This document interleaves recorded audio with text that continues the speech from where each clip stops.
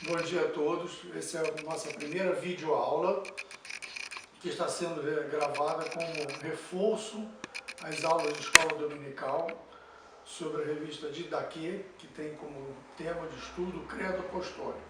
Como foi definido nesse ano na igreja, nós vamos estudar o Credo Apostólico na escola dominical e durante a semana nos núcleos familiares. Por se tratar de um tema que envolve muita história e conhecimento um pouco mais profundo de teologia, nós decidimos fazer essa videoaula como reforço para os líderes de núcleos familiares, a fim de que eles possam compreender melhor o conteúdo e estejam mais aptos, mais seguros a transmitir esse conteúdo, além de promover um debate do tema nos núcleos familiares.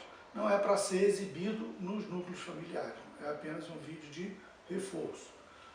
Hoje nós vamos estudar uma introdução ao Credo Apostólico, a fim de que a gente tenha um panorama histórico, cultural e teológico do que levou à confecção do Credo Apostólico, assim chamado Credo Apostólico.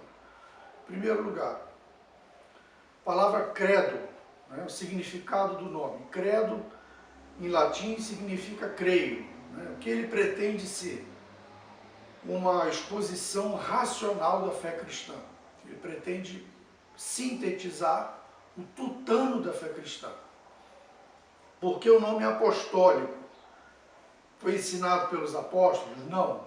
Ele data do ano 325 ou 327 depois de Cristo. Ele é o resultado do primeiro concílio ecumênico realizado na cidade de Niceia, próxima a Constantinopla, atual Istambul, capital da Turquia. Por que então ele é apostólico?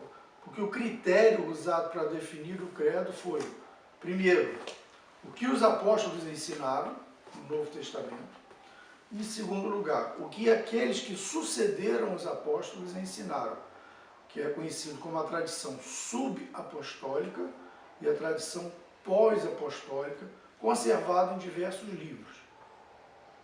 Como questões introdutórias, nós vamos colocar, primeiro, quando ele foi escrito? Não há um consenso exato. Alguns historiadores eclesiásticos falam no ano 325, outros no ano 327 depois de Cristo. Ele foi escrito, aonde foi escrito? Na cidade de Niceia, como já foi dito, próximo de Constantinopla, atual Istambul, capital da Turquia.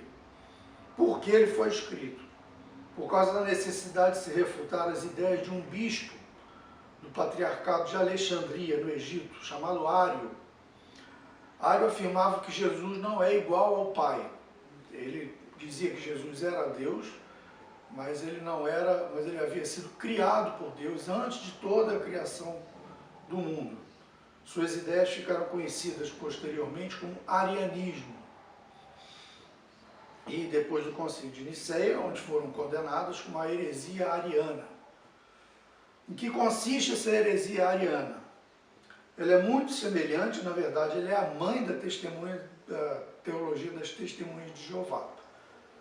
Devido à afirmação bíblica de que há um só Deus, Ário não conseguia conceber que a pessoa de Jesus Cristo também pudesse participar da divindade. Então ele afirmava que há um só Deus, que é o Deus Pai, Jeová. Jesus Cristo, então, teria sido o primogênito de toda a criação, criado antes de todo o mundo, para a partir dele, da pessoa dele, ser criado todo o resto, a humanidade, toda a criação. O Espírito Santo também não seria uma pessoa da divindade. Então se nega a Santíssima Trindade. Qual o problema, né, que decorre dessa questão central, se Jesus Cristo era ou não era divino? Há alguns problemas primários importantes. A adoração, para quem deveria ser o culto? Jesus deve ser adorado ou não? Mas mais importante do que isso, é que se Jesus não é divino, segue que a salvação não pode ser atribuída a ele, ele não tem o poder de salvar. Se Jesus Cristo não era divino, a salvação deveria se limitar, então, a uma imitação do seu caminhar, do seu andar.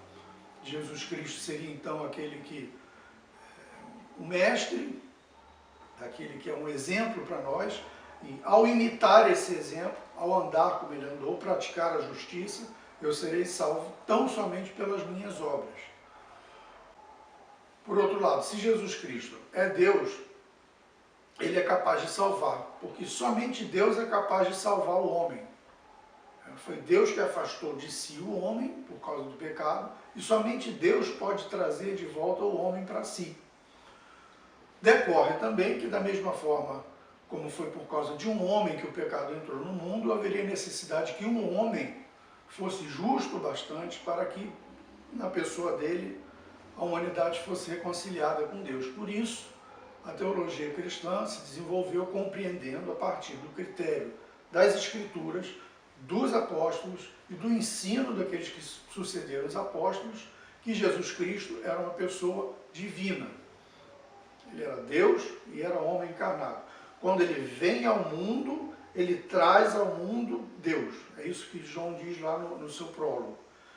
Vimos a sua glória como a glória do unigênito do Pai, ele habitou entre nós. Palavra que no grego significa tabernaculou, se referindo lá àquele tabernáculo lá do Antigo Testamento, a tenda de Deus entre nós. Deus habitou, montou a sua tenda entre nós. De outra feita, quando Jesus Cristo ressurge, quando ele ressuscita dos mortos e ascende aos céus, ele leva consigo a humanidade. Por isso Paulo vai dizer, na sua epístola aos Efésios, que nós estamos em Cristo nas regiões celestiais. Porque assim como Cristo agora está elevado novamente à destra de Deus, nós que estamos em Cristo, estamos com Ele junto ao Pai. Então, Jesus Cristo é aquela pessoa que, por necessidade, precisava unir as duas naturezas.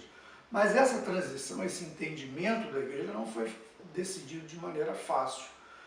E o credo, ele vai ser, na verdade, uma elaboração final do Concílio de Nicéia, que foi o primeiro concílio ecumênico, universal. A palavra ecumene, em grego, significa universal.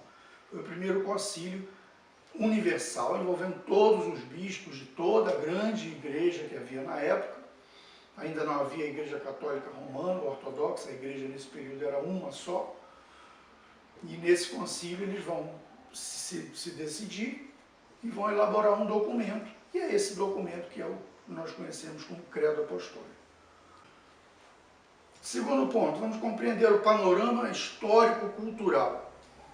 A fim de que a gente possa compreender adequadamente esse panorama histórico-cultural do Concílio de Nicéia, a gente vai adotar as divisões clássicas usadas nos livros de história do cristianismo, a saber, as origens, o período apostólico e o período patrístico, e suas subdivisões. As origens se referem naturalmente ao tempo de Cristo.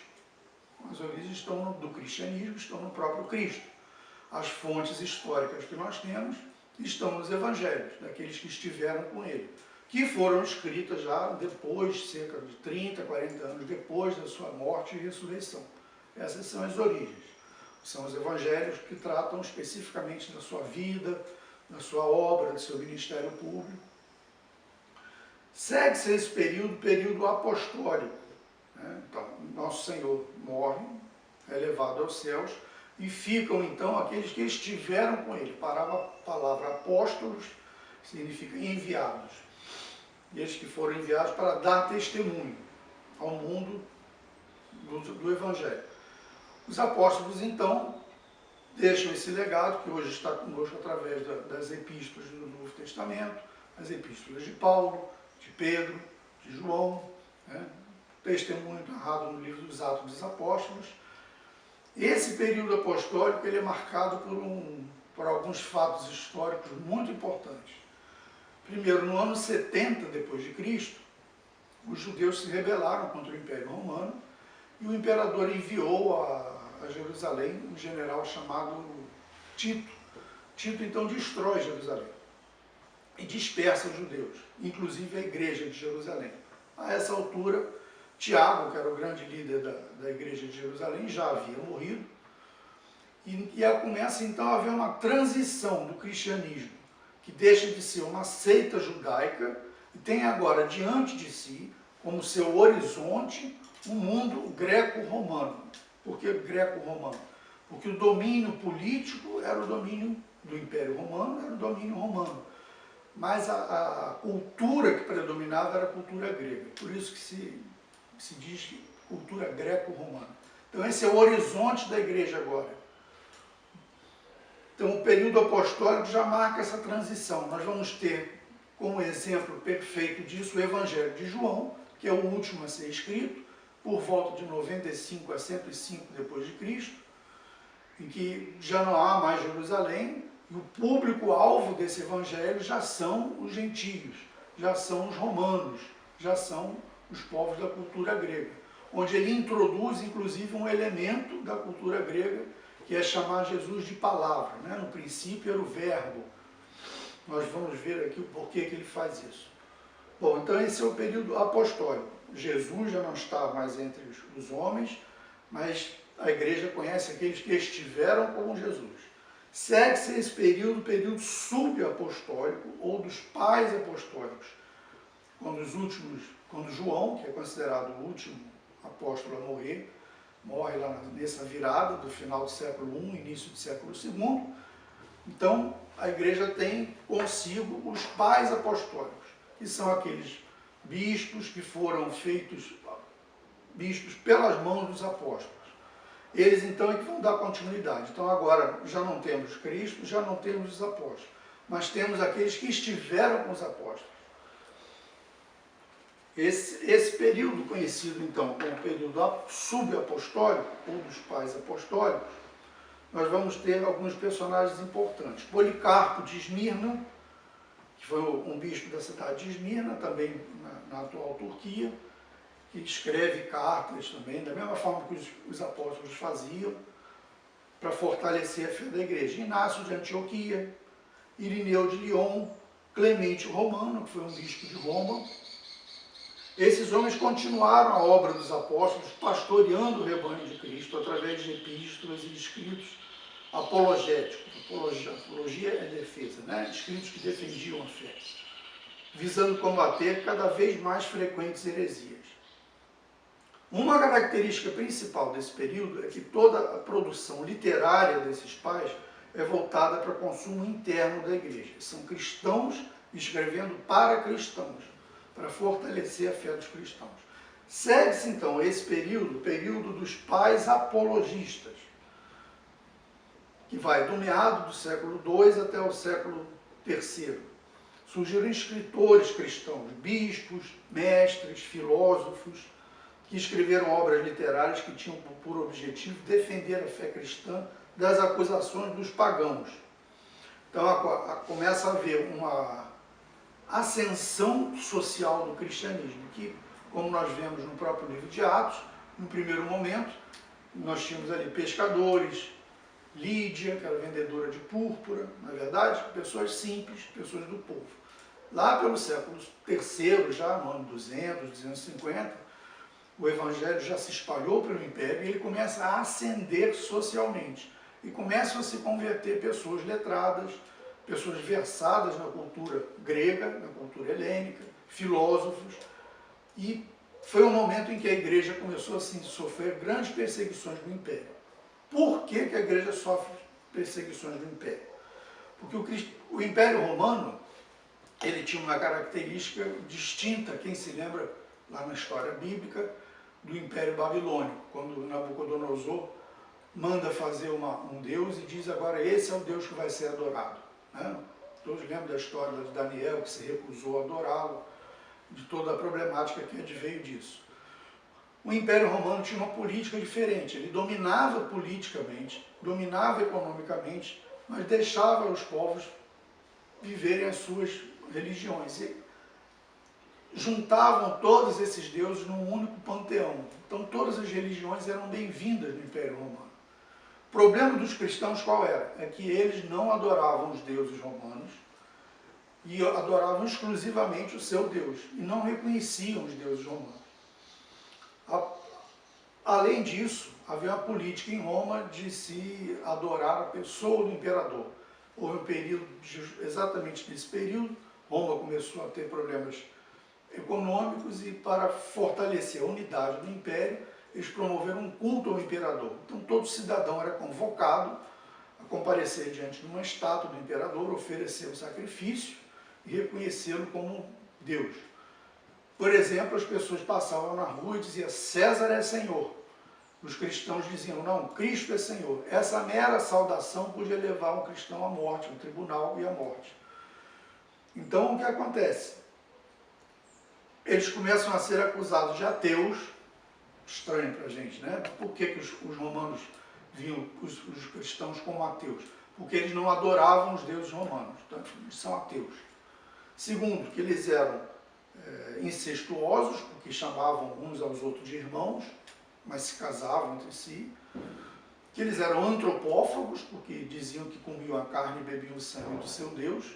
E que eles eram ignorantes, que eles traziam uma doutrina nova que não tinha nenhuma consistência.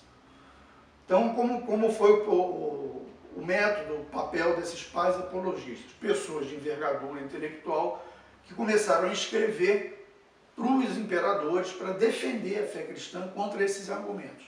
Aqui se deu uma virada muito importante no cristianismo. Paulo, vamos voltar um pouquinho ao livro de Atos, Paulo, quando esteve em Atenas, ele tentou comunicar o evangelho para os atenienses. Nós lembramos que ele chega em Atenas, vê vários altares, encontra ali um altar ao Deus desconhecido e tenta introduzir ali o Deus hebreu naquele Deus desconhecido. Ele não é bem recebido, não foi bem sucedido na sua tentativa. Os pais apologistas, por sua vez, acharam o caminho das pedras para fazer o que se chama de missão transcultural, ou seja, você transmitir a religião de uma cultura, que era a cultura hebraica, para a cultura grega. E o caminho foi o caminho da filosofia, porque os gregos tinham essa peculiaridade do racionalismo. Os pais apologistas, então, se utilizaram das categorias de pensamento dos próprios gregos para introduzir a fé cristã. Então, aqui se destacam nesse período Aristides de Atenas, que escreveu uma obra chamada Apologia, Taciano, o sírio, compôs um discurso contra os gregos, um muito importante chamado Antenágoras de Atenas, que escreve uma petição em favor dos cristãos por volta do ano 177. Ele escreve ao imperador Marco Aurélio. Teófilo de Antioquia, que escreve 3 livros a um amigo seu chamado Autólico, Hermes, o filósofo, e o mais famoso deles, Justino Mártir. Tinha uma escola de filosofia em Roma, se converte ao cristianismo, e ele vai ser o primeiro a dizer que o cristianismo é a verdadeira filosofia. Agora eu quero fazer uma pequena consideração, uma pequena pausa para a gente falar um pouco da filosofia grega. Não há como compreender a teologia cristã sem compreender a filosofia grega. Porque, na verdade, o que nós temos aqui são duas culturas que vão se plasmar. A filosofia grega, começando pelo nome. O nome filosofia significa amor à sapiência, né? Filosofia como ciência é uma criação peculiar do gênio grego. O primeiro filósofo chamava-se Tales, ele era da cidade de Mileto, viveu por volta do ano 585 a.C., e ele foi o primeiro pensador a rejeitar as explicações sobre a origem do mundo e do homem fornecidos pela mitologia grega. Em vez disso, ele buscou compreender de forma racional e explicar a origem das coisas. Segundo Giovanni Reale, historiador da filosofia, a partir do seu nascimento, a ciência filosófica apresentou de modo nítido as seguintes características que dizem respeito, respectivamente, ao seu conteúdo, ao seu método e ao seu escopo, ao seu objetivo final. Quanto ao conteúdo, a filosofia pretende explicar a totalidade das coisas. Por isso, nesse ponto, ela é chamada por ciência irmã da teologia. A diferença é que a teologia explica a partir da revelação e a filosofia procura explicar as coisas a partir do homem e do seu intelecto. Mas o objetivo é o mesmo. Quanto ao método, A filosofia quer ser uma explicação puramente racional dessa totalidade que é seu objeto. E quanto ao seu escopo, ao seu objetivo, né, ela tem um caráter puramente teórico, ela não pretende trazer aplicações práticas, né? Ela visa simplesmente buscar a verdade, compreender essa verdade e contemplar essa verdade. Ela se dividiu historicamente em duas correntes, em dois períodos, o período dos físicos e metafísicos. A palavra physis em grego que significa natureza. Estou falando o termo técnico para os irmãos se familiarizarem. Os físicos têm esse nome por quê? Porque eles procuraram compreender a natureza a partir da observação dessa mesma natureza. O primeiro deles, como foi citado, Tales de Mileto, observou que havia água em tudo. Quando uma pessoa morria, que o corpo secava, porque existe água no corpo e essa água desaparecia. Ele percebeu que havia água nas frutas, percebeu que havia água debaixo da terra, que surge através das fontes, dos rios, a água do mar, a água que vem, que evapora e que cai na chuva. Então ele disse, olha, o princípio de todas as coisas, a palavra grega arche ou arche, né, o princípio de todas as coisas é a água. Depois daí veio um outro que disse, não, o princípio de tudo é o fogo, porque sem calor não há vida, né? É o fogo que modifica o clima e proporciona que a natureza exista na sua diversidade, e assim foram se sucedendo as diversas tentativas de explicar o todo a partir dos elementos da natureza. O mais interessante, a título de curiosidade, a meu ver, é um filósofo chamado Demócrito, que ele intuiu, sem uso de nenhum aparelho moderno, que existiam átomos. Claro que não átomos como nós conhecemos hoje, os átomos da tabela periódica, né? Mas ele intuiu que existem árvores, que existem átomos de árvores, existem pedras, que existem átomos de pedras. Então, essa que foi chamada primeira navegação, primeira tentativa de compreender as questões básicas, de onde nós viemos, por que existimos e para onde vamos, foi feita tentando explicar o todo a partir da observação do mundo físico. Por isso o nome de físicos. Veio então uma segunda geração, a partir de um homem chamado Sócrates, que se viu diante de um problema. Eles conseguiram explicar muitas coisas da natureza, mas não conseguiram explicar o ser humano. Por que nós sentimos, por que nós temos paixões, por que nós amamos, odiamos, pensamos, a ética, a moral. Então Sócrates propõe que existe um mundo metafísico. A palavra parece difícil, mas é muito simples. Meta é além, para além de. E físico, como nós já vimos, é a natureza, né? O mundo natural. Então, metafísico é para além do natural, ou como a gente, em bom português, sobrenatural. Então esses homens intuíram, diferente de Moisés, que teve uma revelação de Deus, esses homens intuíram pela razão, pelo uso exclusivo da sua razão, que é necessário, que deve haver um mundo sobrenatural, que a alma é pré-existente, ela vem de alguém que a criou no mundo sobrenatural. O primeiro grande filósofo metafísico chama-se Platão, foi discípulo de Sócrates. Platão então intuiu que os primeiros filósofos haviam detectado vários princípios, né? Ou arquês, como a gente fala em grego. Ele falou, não, é necessário que tenha havido um único princípio, que deve haver um Deus, que ele chama de um uno indivisível, da onde veio todas as outras coisas. Esse uno, então, teria feito, por intermédio de um logos, que é a sua inteligência, né? Um ser intermediário, teria criado todas as coisas. Claro que a gente não pode ver aí o Deus dos cristãos, né? O Deus hebreu, não é um Deus pessoal, é só uma intuição a respeito da necessidade de haver um Deus, que ele chama de uno e também de bem supremo. Um discípulo de Platão, chamado Aristóteles, vai para uma outra via, também um dos grandes pais da metafísica ocidental. Ele chega à seguinte conclusão, fala, olha, não é nem necessário especular sobre as coisas do mundo sobrenatural. O próprio mundo natural já é uma prova de que existe um mundo sobrenatural. Por quê? Porque tudo na vida tem uma causa. assim como um animal precisa ser gerado por outro animal, e assim com as plantas e com toda a natureza, tem que ter havido uma causa primária de todas as coisas, né? Que ele vai então intuir e chamar de um motor primeiro, uma causa que, para ser a causa de todas as coisas, teria que ser uma causa não causada.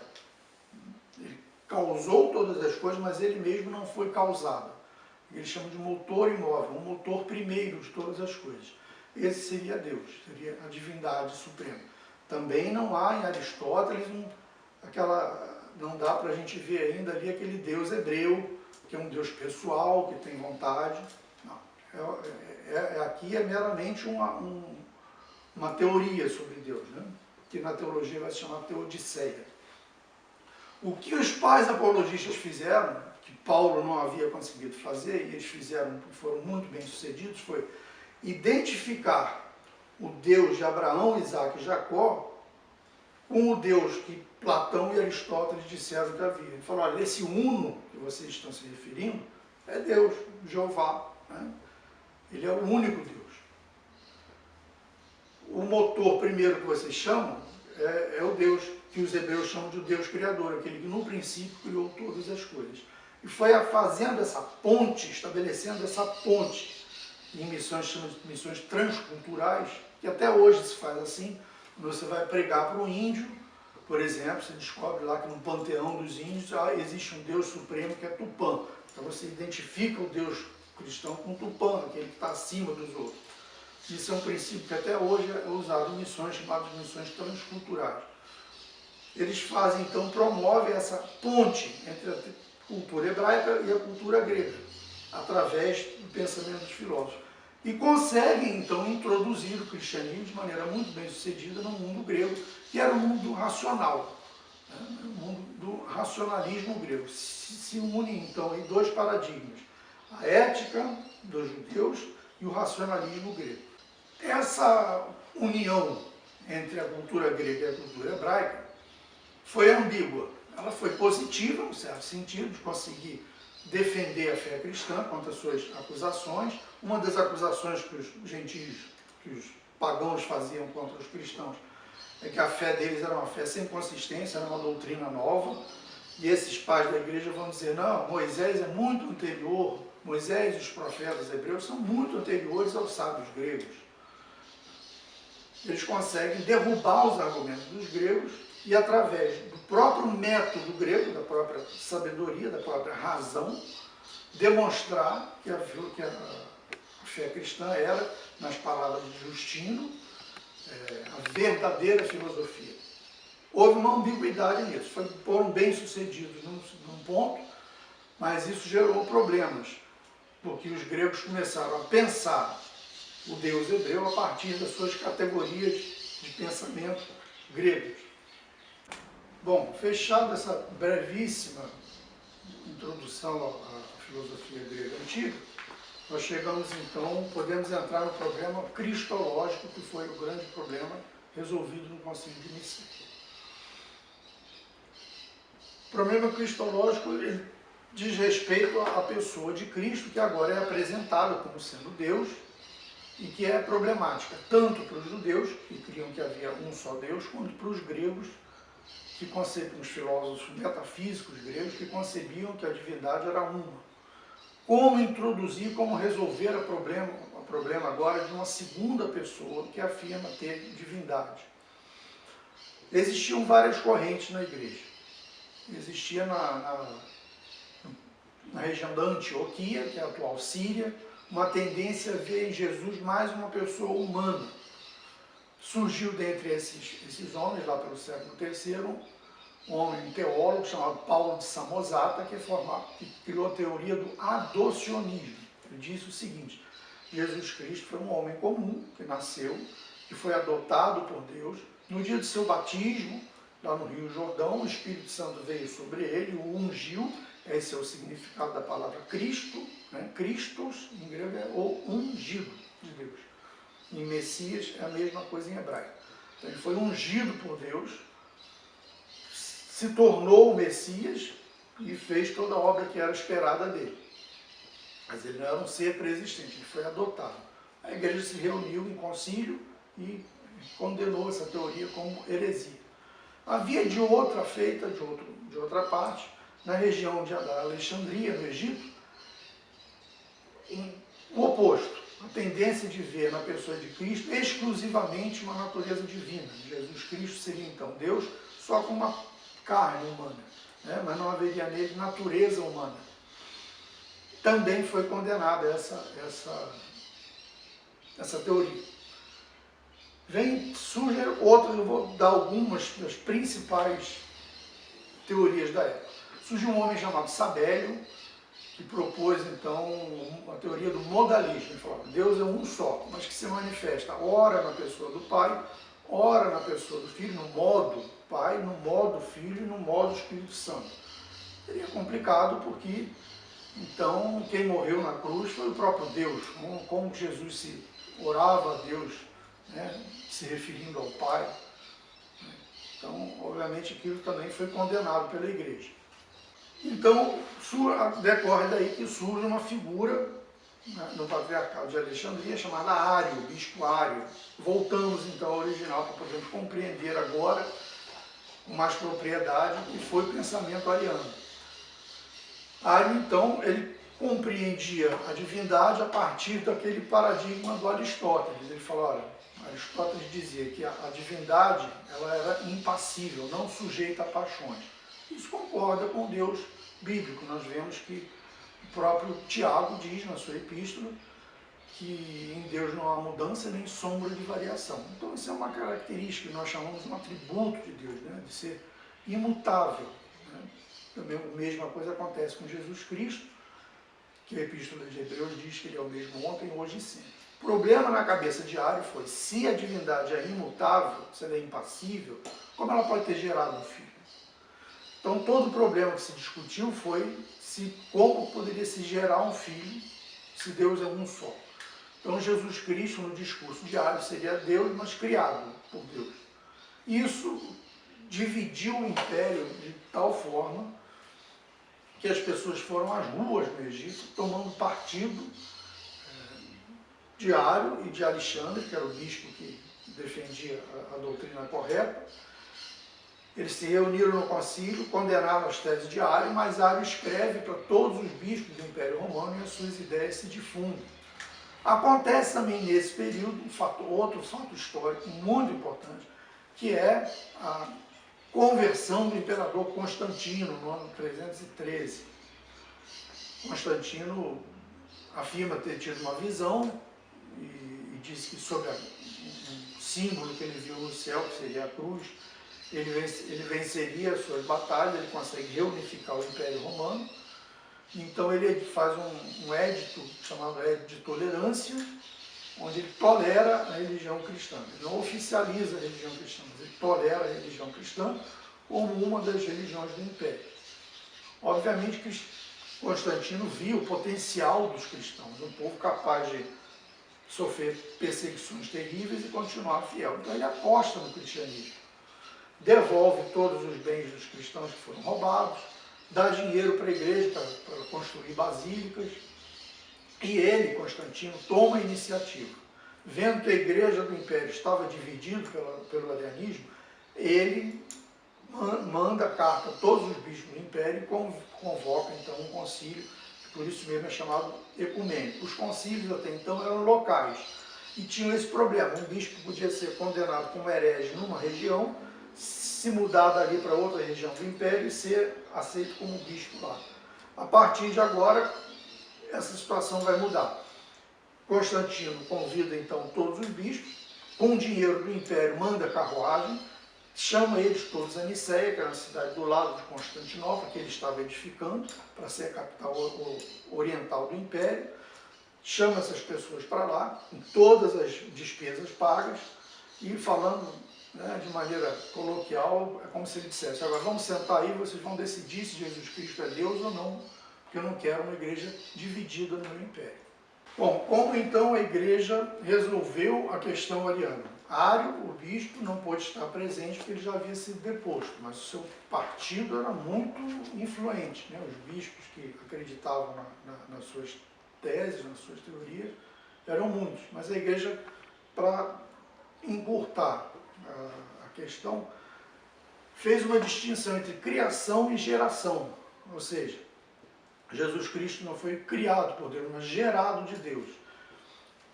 Eles lançaram mão da figura, de várias figuras, como por exemplo a figura do Sol, que gera calor. Então, desde que existe o Sol, existe calor e existe luz. Foi uma argumentação que valeu como analogia para explicar a própria Trindade. Essa discussão não se encerrou no Concílio de Nicéia, foram necessários mais 4 concílios ecumênicos, totalizando 5 concílios ecumênicos, que são os que vão definir a chamada ortodoxia cristã. O que significa ortodoxia? Orto significa correto, e doxa significa ensino, então é um ensino correto. A partir desse concílio ecumênico, por ele ter sido convocado pelo imperador, pela primeira vez na história, um dogma proclamado pela igreja vai ter força de lei, não só lei eclesiástica, como lei imperial. Então, a partir dali, o que foi decidido no império, no concílio, definiu o ensino correto da igreja. Por isso que esse período é chamado período patrístico, porque são os pais da igreja que vão gerar esse grande corpo doutrinário que define o cristianismo e que é comum nesse aspecto, tanto a igreja ortodoxa do Oriente, grega, russa, a igreja do Ocidente, a igreja católica romana e as igrejas protestantes também. Todos nós cremos nesses pontos que foram definidos nesses 5 primeiros concílios. Bom, voltando à distinção entre geração e criação, então o que foi colocado foi que Deus é um só, uma única substância. Claro que nós temos aí o problema do uso da linguagem. A linguagem humana foi criada para que o homem pudesse compreender, definir, classificar as coisas que ele vê aqui no mundo físico. De repente ele tem que usar uma linguagem humana para falar de aspectos que não são humanos, que são desse mundo sobrenatural. Então há uma limitação da linguagem. A própria analogia do Sol, é claro que ela é limitada, mas ela serve para dar um parâmetro para a nossa mente entender a diferença entre criação e geração. Então, há uma só substância, que é uma palavra do mundo físico, substância que você tem nos objetos. Mas eles usaram essa palavra grega, ousia, para dizer que Jesus é consubstancial ao Pai. Ou seja, existe uma única substância divina, mas nessa substância subsistem, como diz Calvino, 3 hipóstases, 3 pessoas, a do Pai, a do Filho e a do Espírito Santo. Não são 3 deuses, não são 3 seres diferentes, é um único ser, mas que existe em 3 pessoas. Também a palavra pessoa está eivada de problemas, porque pessoa pressupõe natureza, pressupõe vontade, e eles têm todos uma mesma natureza. Mas foi assim que se definiu a grande questão da Trindade. Então, resumindo, o que o credo apostólico fez foi definir: creio em Deus Pai, Todo-Poderoso, Criador do céu e da terra, em seu Filho unigênito, consubstancial ao Pai. Então definiu-se ali a ortodoxia de que Jesus Cristo é Deus, ele é igual a Deus. Se os irmãos tiverem a oportunidade aqui em Curitiba de passar em frente, ali na Brigadeiro Franco, a igreja de São Jorge, que é uma igreja ortodoxa libanesa, se não me engano, os irmãos vão ver que a arquitetura da igreja reflete a importância que eles dão à ortodoxia. Eles têm 3 portas simetricamente idênticas, uma do lado da outra. Você tem 3 entradas na igreja, em forma de arco. 3 entradas. Simbolizando a igualdade entre as pessoas do Pai, do Filho e do Espírito Santo. A distinção entre as pessoas da Trindade vai se dar, então, vai ser explicada pela igreja como uma distinção de função. Bom, qual a relevância do estudo do credo apostólico hoje? Nós vivemos num tempo em que o sentido de fé se degenerou em crença. E o credo ele é um símbolo de fé. Hoje muitos têm fé em Cristo, mas sem incluir nessa fé o conhecimento, o entendimento de tudo que está implícito na confissão de ser cristão. E a própria Bíblia diz que não é bom ter zelo sem ter entendimento. Então, quando nós dissemos que somos cristãos, está embutido tudo isso aqui que o credo resume. O credo é considerado o credo de todos os credos. Mesmo o nosso símbolo de fé presbiteriano, que é a Confissão de Fé de Westminster, ele está baseado no credo apostólico, numa interpretação reformada, naturalmente, do credo apostólico. Outro ponto de relevância do estudo do credo apostólico é que nós temos até hoje, por exemplo, como foi citado, a própria seita das Testemunhas de Jeová, que é uma seita ariana, né? A concepção que eles têm de Deus é a concepção de Ario, que Jesus Cristo foi um ser criado, não deve ser adorado, o Espírito Santo não é uma pessoa, mas apenas uma força que emana de Deus, que Deus é um só e que a salvação é pelas obras. E somente 144 mil vão viver no céu na presença de Deus. Os outros que não forem tão bons nas suas obras vão viver aqui na terra, numa terra restaurada. É a heresia ariana ressurgida, reformulada, modernizada. E não só entre as Testemunhas de Jeová, nós temos hoje o líder dessa Igreja Mundial do Poder de Deus, o Valdemiro Santiago, que afirmou recentemente, num dos seus programas na televisão, que Jesus Cristo não é Deus. Ele foi criado por Deus, antes de todas as coisas, mas ele não é Deus. Então, como a gente pode ver, é um assunto relevante, bem atual. Né? No século XIX, surgiram também outras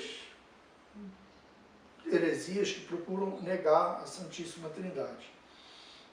Concluindo, então, a fé cristã ela é uma fé histórica.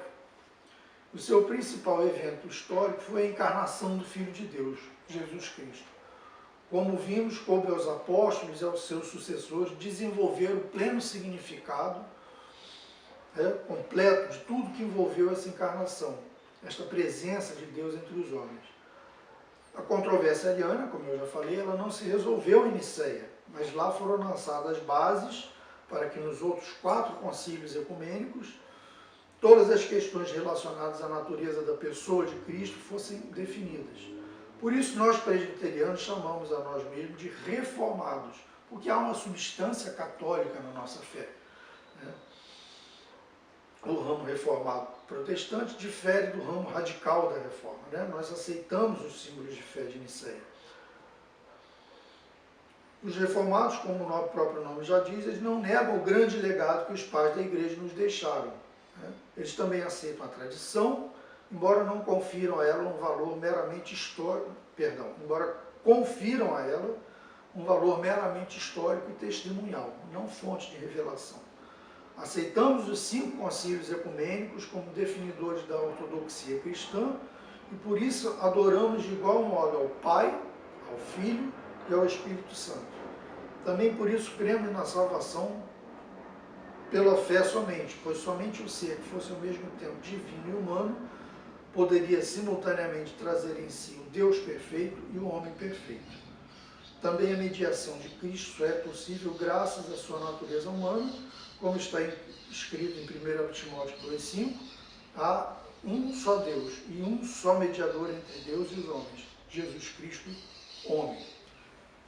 Colocamos à disposição os nossos e-mails do professor Aquias e o meu, do professor Vinícius, se alguns irmãos tiverem mais alguma dúvida, e espero que essa aula tenha sido esclarecedora do ponto de vista histórico, teológico, para que a gente possa situar melhor o que levou ao Concílio de Nicéia e ao seu símbolo de fé, que é o credo apostólico. Da mesma forma, para que possamos compreender de maneira mais adequada qual a relevância desse tema tão presente nos nossos dias, no nosso culto, que faz com que a gente cante louvores a Deus, louvores ao Espírito Santo, louvores à pessoa de Cristo. Nosso culto é a um só Deus, mas que existem 3 pessoas, Pai, do Filho e do Espírito Santo. O Deus Criador, o Deus Salvador e o Deus Santificador. E a Ele seja dada toda honra e toda glória, eternamente pelos séculos dos séculos. Amém.